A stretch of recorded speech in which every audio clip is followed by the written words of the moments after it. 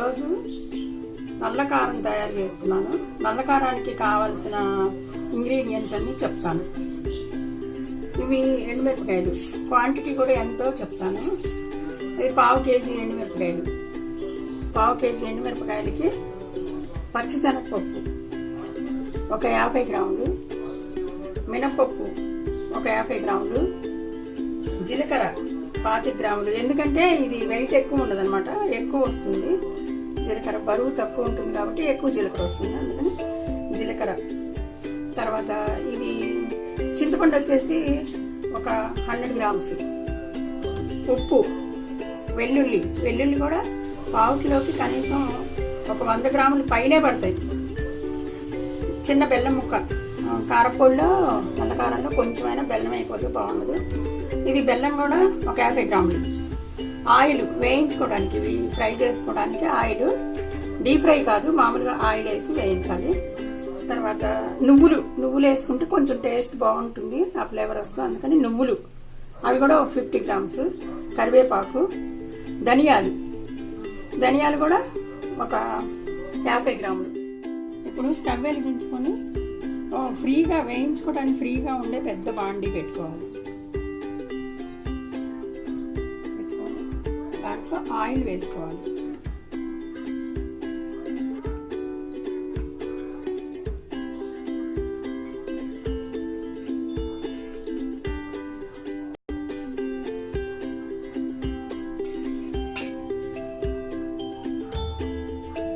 ఇప్పుడు ఎండుమిరపకాయలు వేసుకొని వేయించుకున్నాం. ఫస్ట్ ఎండుమిరపకాయలు బాగా ఎర్రగా వేయితే బాగుంటుంది. ముందు ఎండుమిరపకాయలు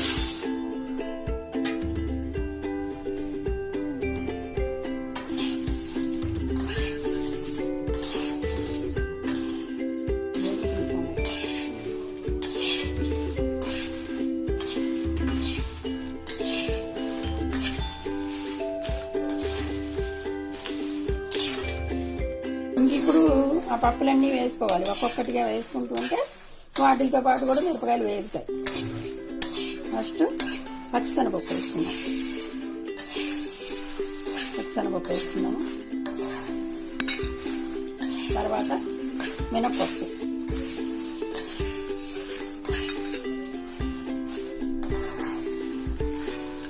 ఈ రెండు కొంచెం వేగిన తర్వాత అప్పుడు జీలకర్ర, ధనియాలు వేసుకున్నాం. అవి కొంచెం లైట్గా ఉంటాయి కదా, అందుకని కొంచెం లేట్ వేసుకోవాలి. ముందు ఈ 2 పప్పులు కాబట్టి ఈ 2 ముందు వేసుకోవాలి.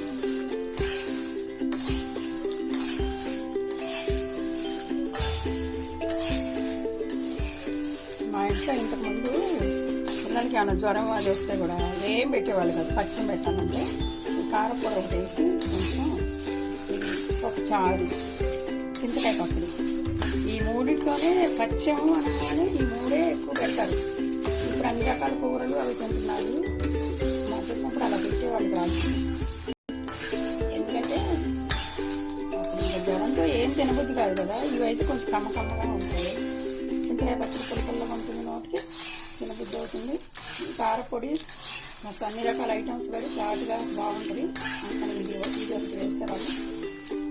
తొందరగా అరగటానికి చింతపండు చారు అని పెట్టేవాళ్ళం మేము. ఆ చింతపండు చారు వచ్చి వేసేవాళ్ళు. ఆ మూడితో మళ్ళీ మజ్జిగ ఈ పొయ్యరన్నమాట. ఆ మూడితో పచ్చం అన్నం అనగానే ముఖ్యంగా ఈ 3 మేము ఎక్కువగా తింటాము. అట్లా చేసేవాళ్ళం అన్నమాట. ఇప్పుడు రకరకాలవి అన్నీ తినచ్చు, పప్పు తినచ్చు, కూరలు తినచ్చు అంటున్నారు. కానీ హెల్త్ బాగోనప్పుడు కొంచెం లైట్గా తొందరగా అరిగేవి, లైట్గా ఉండేవి తినాలి. మా అమ్మమ్మ వాళ్ళు అలా చేసేవాళ్ళు. నేను కూడా మా పిల్లలకు అలానే చేస్తాను ఇప్పటి వరకు కూడా. ముఖ్యంగా డెలివరీ అయిన వాళ్ళకి మాత్రం మేము ఫస్ట్ ఈ కారపొడి వేసే పెడతాం. మొదటి ముద్ద, 2 ముద్దలు 3 ముద్దలు ఫస్ట్ తింటేనే మిగతా ఏం వేసినా కానీ ఏం తిన్నా కానీ ఫస్ట్ ఇది తింటాం. పద్ధతుల్లోనే చేస్తున్నాం. టేస్ట్గా వచ్చాయి మేము ఆచరించాం. మా పిల్లలు కూడా పాపం చెప్పినట్టు విని అయ్యే చేస్తున్నారు, చెప్పింది తింటారు.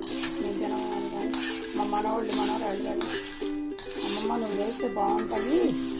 నిన్న మా మనవరాలు అంటుంది, అందరూ అమ్మమ్మలు అయితే అట్లా ఫ్రీగా ఉండరమ్మా, అడుగుతారు నువ్వు చక్కగా ఏం అరవకుండా ఏం కావాలంటే అవి వేసి పెడతావు, ఏం కావాలంటే అవి కొని పెడతావు అని అంటున్నారు. హాలిడేస్కి వచ్చారన్నమాట మా పిల్లలు.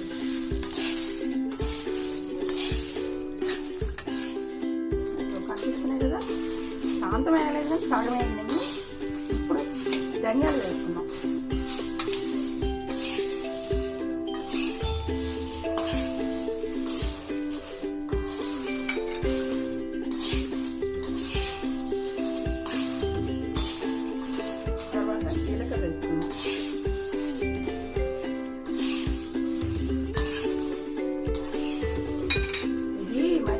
హైలో పెట్టి వేయించుకుంటే తొందరగా మాడిపోతూ ఉంటుంది. అందుకని మీడియంలో పెట్టి వేయించుకుంటే స్లోగా చక్కగా వేస్తాయి. ఎప్పుడైనా హైలో పెట్టించాము వంటలు చేస్తే కర్రీ ఎదిగది, ఆ పైన అంతా మాడిపోతుంది, లోపల పిండి ఏవైనా తొందరగా వేయించాలి.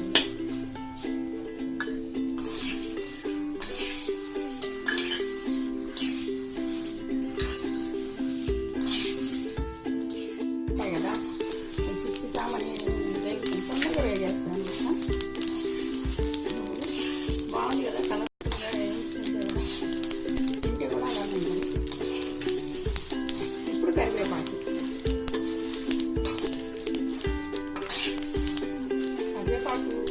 ఎంతైనా వేసుకోవచ్చు. కొంచెం ఎక్కువే వేసుకున్నా కానీ బాగుంటుంది కరివేపాకు టేస్ట్. నేను ఇంకొంచెం కూడా వేస్తున్నాను.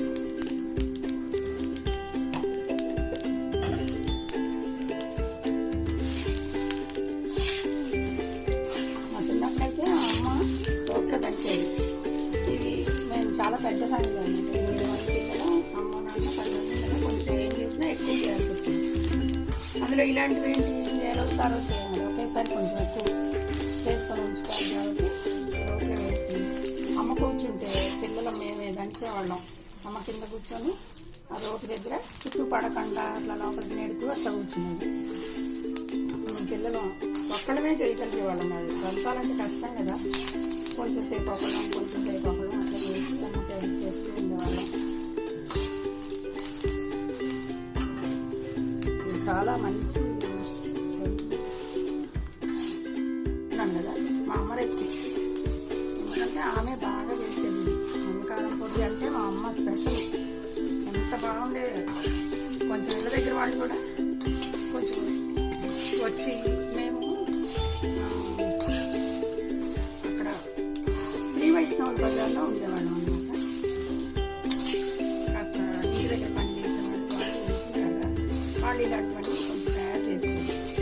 ఏ చిన్న వచ్చిన హెల్త్ బాగుండైనా మా అమ్మ పేరు సీతమ్మ గారు కొంచెం కారపొడి పెట్టండి, సీతమ్మ గారు కొంచెం చింతపత్తి ఇవ్వండి అని అడిగి తీసుకెళ్తూ ఉండేవాళ్ళు అనమాట. అమ్మ కూడా చక్కగా మంచిగా ఎవరేమడినా ఎంత తీస్తూ బాగా లేదు అని అనేది కాదు, ఎవరేమడినా కానీ బాగా ఇస్తుంది. వాళ్ళు కూడా ఏం కావాలన్నా ఎవరికేం కావాలన్నా అమ్మ దగ్గరికి వచ్చి అడిగేవాళ్ళు. వీటిని సేవ్ చేస్తే మనకి ఎంత శ్రమ, ఎంత సేవ్ అవుతుంది లోపల శక్తి అట్లా అనమాట. ఇప్పుడు మెడిటేషన్ చేసేటప్పుడు కళ్ళు మూసుకొని కూర్చుంటాం కదా, కళ్ళు మూసుకొని కూర్చున్నప్పుడు మాట్లాడం, ఎవరు కూడా మాట్లాడదు. కాబట్టి మనం చేసే ఒక గంట చేస్తాం. ఇప్పుడు దాంట్లో ఏంటంటే ఎంత ఏజ్ ఉంటే అన్ని నిమిషాలు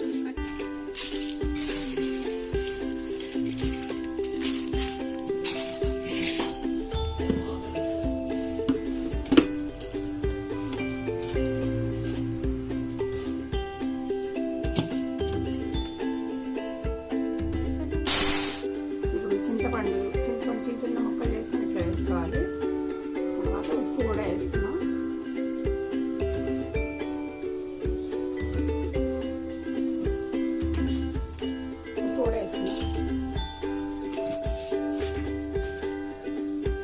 మిక్సీలో వేసేసి అప్పుడు వెల్లిపాయలు వేసుకోవాలి. ఇప్పుడు వెల్లుల్లిపాయలు ఇలా చేసుకొని వేసుకోవాలి. ఇట్లా వేస్తే చక్కగా మనం అట్లకు కానీ ఇడ్లీకి కానీ అద్దుకుంటే అవుతుంది అనమాట. ఈ గర్భాలు వలిస్తే ముద్దలాగా ఉండి మనకి దానికి అద్దుకున్నప్పుడు దానికి అంటదు. అందుకని ఇలానే వేస్తే బాగుంటాయి. ఇది వేసిన తర్వాత బెల్లం వేద్దాం. ఒకసారి ఇట్లా వేసుకుని బెల్లం వేద్దాం.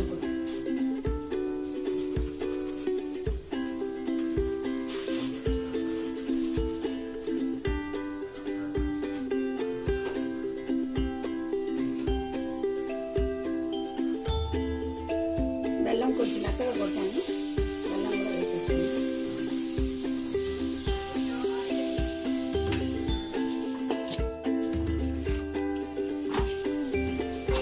చూడండి నల్ల కారం ఎట్లా కనిపిస్తుంది.